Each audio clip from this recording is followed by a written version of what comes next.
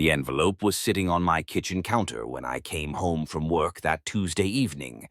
Plain white, no return address, but I knew what it was. Inside was a single sheet of paper that would either prove I was the father I'd always believed myself to be, or confirm the worst suspicions my own son had about me. 99.9%, it read, but by then the damage was already done. You know that feeling when you think you know your own life story, only to discover you've been living someone else's version of it? That's exactly what happened to me, and it all started with a baby I wasn't allowed to hold. My name is Robert, and for 32 years, I thought I was living the American dream. Well, maybe not the whole dream, but at least the part that mattered most to me. I was a father. A single father, actually, ever since my wife Linda passed away during childbirth. Cancer took her just 3 months after our son James was born. You can imagine the devastation, but you know what kept me going, that tiny, perfect boy who had his mother's eyes and what I thought was my stubborn chin. I remember those early days like they were yesterday. James would cry at 2 in the morning and I'd stumble out of bed, still half asleep, warming bottles and changing diapers. My friends thought I was crazy for not remarrying, for not giving James a mother figure. But honestly, I didn't want anyone else.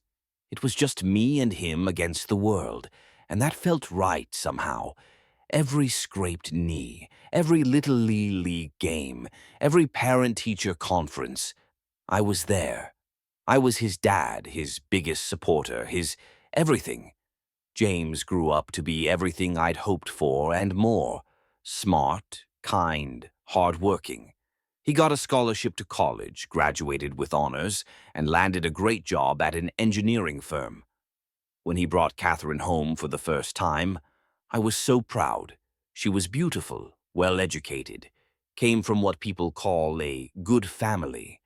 Everything seemed perfect, and I genuinely believed I'd done something right in raising him.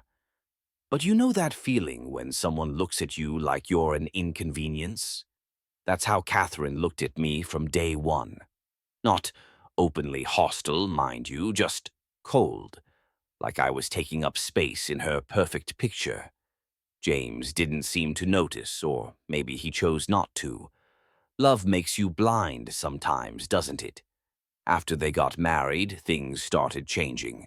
Subtle at first, James would visit less often, make excuses about being busy with work or Catherine's family events. Phone calls became shorter, less frequent. When I'd ask about family dinners or holidays, there was always some reason why it wouldn't work out. Catherine's family was having something, or they were too tired, or they had other plans. I tried not to take it personally, but you know that feeling when you're being slowly erased from someone's life? Then came the pregnancy announcement. James called me on a Tuesday evening, his voice bubbling with excitement. "Dad, we're having a baby!" For a moment, all those months of distance melted away. I was going to be a grandfather. I started planning immediately, thinking about the nursery I'd help set up, the stories I'd tell, the baseball games we'd attend together. I bought a crib, picked out toys, even started a college fund. This baby was going to be spoiled rotten by his grandfather, and I couldn't wait. But even during the pregnancy, I felt like an outsider looking in. Catherine's family was involved in everything. The baby shower, the nursery planning, the doctor's appointments. I'd offer to help, to be part of the process, but there was always a polite excuse. "Oh, Robert, that's so sweet, but we've got it covered." Or, "Catherine's mother already offered to do that." I was being managed, handled, kept at arm's length from my own grandchild before he was even born. The delivery was a nightmare of waiting and uncertainty. James called me from the hospital at 6 in the morning, his voice tight with panic. "Dad, Catherine's in labor. We're at St. Mary's." I threw on clothes and raced over, my heart pounding with excitement and worry. But when I got there, I sat in that waiting room for 12 hours, getting updates through text messages like I was some distant relative. When baby Thomas finally arrived, healthy and perfect, I thought everything would change. I thought holding my grandson would somehow fix all the distance, all the awkwardness, all the careful politeness that had crept into our family. I'd imagined that moment so many times, the weight of him in my arms, his tiny fingers wrapping around mine, that instant bond between grandfather and grandchild. But I never got that moment. And what happened next changed everything I thought I knew about my life, my family, and my son. You know that feeling when someone you love looks at you like you're a stranger? That's exactly how James looked at me when I walked into that hospital room. Catherine was holding baby Thomas, and my son was standing beside her like a guard dog protecting his territory. The joy I'd expected to see on his face was replaced by something I'd never seen before: suspicion. "Dad," he said, his voice flat and distant. "Thanks for coming." Thanks for coming? I'd raised this boy for 32 years, and now he was thanking me for showing up to meet my grandson, like I was some neighbor dropping by with a casserole. I walked over to Catherine, my arms already reaching out instinctively. "Can I hold him?" I asked, my voice barely containing my excitement. The baby was beautiful, perfect, with those tiny features that reminded me so much of James when he was born. But Catherine pulled him closer to her chest, and James stepped between us. "Actually, Dad, we need to talk." Those 5 words hit me like a physical blow. The joy I'd been carrying for months, the anticipation, the love, it all crumbled in an instant. I looked around the room, confused. Catherine's parents were there, beaming and taking pictures. Her mother had already held the baby. Her father was posting on social media about his precious grandson. But me? I was being asked to step outside for a conversation. We walked to the hospital cafeteria, and I'll never forget the sound of our footsteps echoing in that sterile hallway. James bought 2 cups of coffee, and we sat at a corner table. He couldn't look me in the eye. You know that feeling when you're about to hear something that will change your life forever? Your stomach drops, your hands get cold, and everything around you seems to slow down. "Dad, I need to ask you something," James began, his voice shaking. "And I need you to be honest with me." I nodded, still confused, still hoping this was about something simple like babysitting schedules or college funds. But then he asked the question that shattered my world. "Are you really my biological father?" The words hit me like a freight train. I actually laughed at first, thinking it was some kind of joke. But James wasn't laughing. He was staring at me with this mixture of pain and accusation that made my blood run cold. "What are you talking about?" I managed to say. "Of course I'm your father. James, what's going on?" That's when he told me about the conversations he'd been having with Catherine's family, about how they'd been asking questions about his resemblance to me, about Linda's past, about whether I'd ever had reasons to doubt his parentage. Catherine's mother, it turned out, had been planting seeds of doubt for months. "She said it was strange that you never talked about Linda's pregnancy," James said, "and that you don't have many pictures from that time." I felt like I was drowning. Of course, I didn't have many pictures from Linda's pregnancy. She was sick, fighting cancer, spending most of her time in and out of hospitals. Of course, I didn't talk about it much. It was the most painful period of my life, watching the woman I loved waste away while carrying our child. But how do you explain that level of pain to someone who's never experienced it? "James," I said, reaching across the table to touch his hand, "your mother was dying. She was so sick during the pregnancy. I was working 3 jobs to pay for her treatments and trying to be strong for both of you. I didn't take pictures because I was trying to survive each day." But he pulled his hand away, and I saw doubt in his eyes that cut deeper than any knife. "Catherine thinks Mom might have had an affair," he said, and those words nearly knocked me out of my chair. "She thinks that's why you were so distant during the pregnancy, why you never seemed excited about having a baby." The injustice of it was overwhelming. I'd been distant because I was terrified of losing my wife. I wasn't excited because I was watching the love of my life die while creating new life. But somehow, in Catherine's twisted narrative, my grief had become evidence of betrayal. You know that feeling when you realize someone has been rewriting your history without your permission? That's what was happening. 32 years of love, sacrifice, and dedication were being erased by whispers and assumptions. Every diaper I'd changed, every fever I'd nursed, every proud moment I'd shared, all of it was being questioned because a woman who'd known my son for 2 years had decided I wasn't good enough to be his father. "James, listen to me," I said, my voice breaking. "I held you when you were born. I was the first person to hold you after the doctors. Your mother was unconscious, and I counted your fingers and toes. I sang you lullabies when you couldn't sleep. I taught you to ride a bike, to throw a baseball, to drive a car. I've been your father every single day of your life." But the damage was done. I could see it in his eyes. The doubt had taken root, and nothing I said was going to change that. "I need to know for sure," he said. "Catherine's family thinks we should get a DNA test." Catherine's family, not James, not my son making his own decision, but Catherine's family pulling his strings like he was some kind of puppet. That's when I made one of the hardest decisions of my life. I stood up from that table, looked at my son, the boy I'd raised, the man I'd been so proud of, and I said, "If you need a DNA test to know who your father is, then I can't help you." I walked away, leaving him sitting there with his doubt and his wife's poison. The drive home was a blur of tears and rage. I sat in my driveway for an hour, staring at the house where I'd raised James, where every room held memories of our life together. His bedroom, still decorated with his high school football trophies.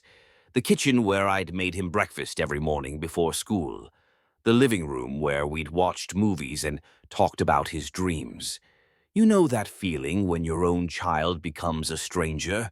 When everything you thought you knew about love and family gets turned upside down? That's where I was.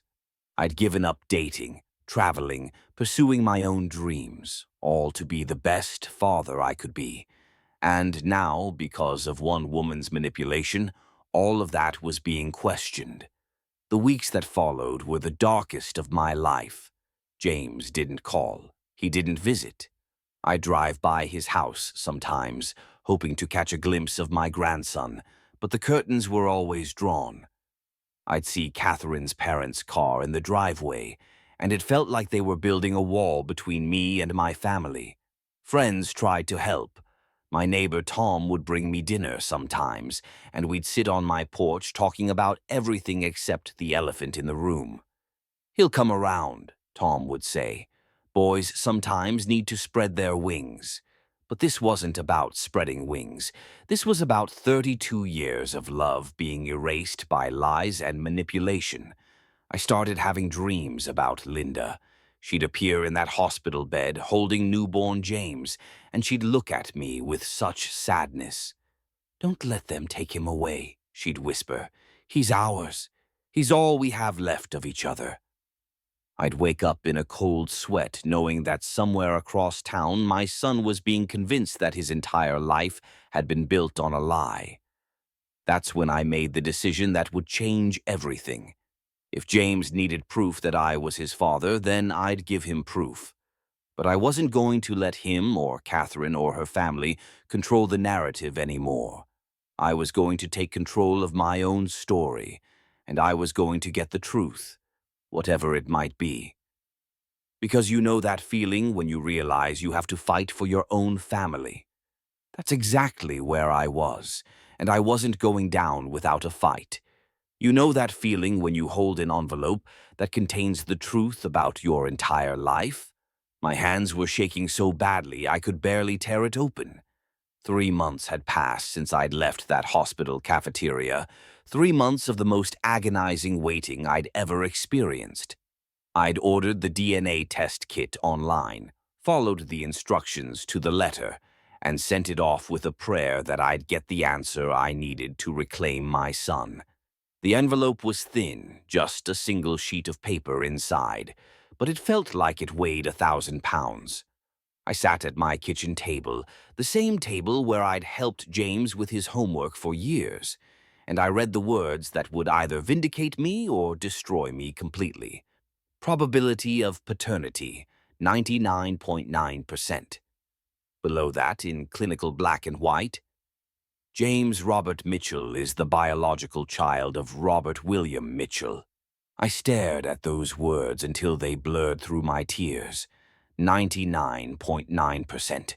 Not a doubt in the world. I was his father. I had always been his father. Every instinct I'd had, every bond I'd felt, every moment of love and pride over 32 years. It had all been real. The relief was overwhelming, but it was mixed with something else, a burning anger that it had come to this.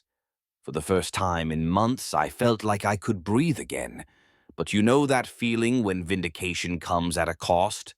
I had proof now, but what was I supposed to do with it? March over to James's house and wave it in his face? Send it in the mail with a note saying, "I told you so"? The man I'd raised to be better than that wouldn't respond to spite, even if he'd forgotten his own values. I made copies of the results, 3 of them. One for me, one for James, and one for my lawyer, just in case. Then I sat down and wrote a letter. Not an angry letter, not a bitter one, but a letter from a father to his son. I told him about the night he was born, about holding him for the first time while Linda was unconscious from the emergency surgery. I told him about the songs I sang to him when he had nightmares, about the way he used to fall asleep on my chest while we watched baseball games. I told him about his mother's last words. "Take care of our boy, Robert. He's the best thing we ever did together." The next morning I drove to James's house. It was a Saturday and I could see his car in the driveway alongside Catherine's. I sat in my truck for 10 minutes, gathering courage, watching the house where my grandson was growing up without me. There was a small toy truck in the front yard, and it hit me that Thomas was probably crawling by now, maybe even taking his first steps. I was missing everything. When James answered the door, he looked terrible, thinner than I remembered, with dark circles under his eyes. For a moment, neither of us spoke. Then he stepped aside and let me in. Catherine was in the living room holding Thomas, and she looked at me with that same cold expression I'd grown to recognize. But something was different this time. There was nervousness there, too, like she knew this confrontation was coming. "I have something for you," I said, handing James the envelope. He opened it slowly, his face going pale as he read the results. Catherine leaned over to look, and I watched the color drain from her face, too. 99.9%, I said quietly. "I'm your father, James. I've always been your father." The silence in that room was deafening. Thomas made a small babbling sound, and it was the most beautiful thing I'd heard in months. James sank into a chair, still staring at the paper. "I don't understand," he whispered. "Catherine's mother said—" "Catherine's mother was wrong," I said firmly. "Or maybe she was lying. Either way, she nearly destroyed our family with her poison." I looked directly at Catherine, and for the first time she couldn't meet my eyes. "Your mother-in-law convinced you that a grieving widower's pain was evidence of infidelity. She took my worst moments and twisted them into weapons against me." That's when Catherine finally spoke up. "We were just trying to protect James," she said, but her voice was shaky. "My mother thought—" "Your mother thought what?" I interrupted. "That I wasn't good enough for your family." That a single father who worked 3 jobs and sacrificed everything for his son wasn't worthy of being called grandfather? The truth was finally coming out, and it was uglier than I'd imagined. This hadn't been about DNA or paternity. This had been about class, about their perception of worthiness, about creating a narrative that fit their perfect family picture. You know that feeling when you realize you've been living a lie? That's what I saw in James's eyes as the pieces fell into place. The gradual isolation, the constant questioning, the way Catherine's family had inserted themselves into every aspect of their lives while pushing me out. It hadn't been about protecting him. It had been about replacing me. "Dad," James said, his voice breaking, "I'm so sorry. I don't know how I let this happen. I should have trusted you. I should have known better." The tears came then, and for the first time in months, I saw my son again. Not the stranger who'd questioned my paternity, but the boy I'd raised, the man I'd been proud of. "Can you forgive me?" he asked, and I didn't hesitate. "There's nothing to forgive," I said. "You're my son. You'll always be my son. That's what this test proves, but it's not why I love you. I love you because I chose to love you every single day for 32 years. Catherine was crying now, too, but they were different tears. These were tears of shame and regret. "I'm sorry," she whispered. "I'm so sorry, Robert. I listened to my mother, and I let her convince me that you were a threat to our family. I was wrong. I was so wrong. But some apologies come too late. The damage Catherine and her family had done couldn't be undone with tears and regret." "I appreciate the apology," I said, "but I need you to understand something. You tried to erase me from my grandson's life. You made me question 32 years of love and sacrifice. I'll forgive you for James's sake, but I won't forget." Then I looked at my grandson, really looked at him for the first time. He was beautiful, perfect, with James's dark hair and what I could swear was Linda's smile. "Can I hold him now?" I asked. This time there was no hesitation. Catherine handed Thomas to me, and the moment his little body settled into my arms, I felt complete again. You know that feeling when a missing piece of your heart slides back into place? That's what holding my grandson felt like. He looked up at me with those bright, curious eyes, and I whispered, "Hello, Thomas. I'm your grandpa, and I've been waiting so long to meet you." The weeks that followed weren't easy. Catherine's family had to be confronted with the truth, and some of them weren't gracious about being wrong. Catherine's mother, in particular, seemed more embarrassed than apologetic.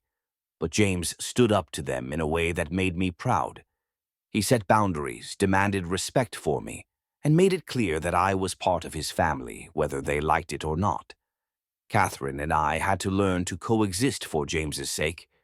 She was still my daughter-in-law, still the mother of my grandson, but trust would take time to rebuild.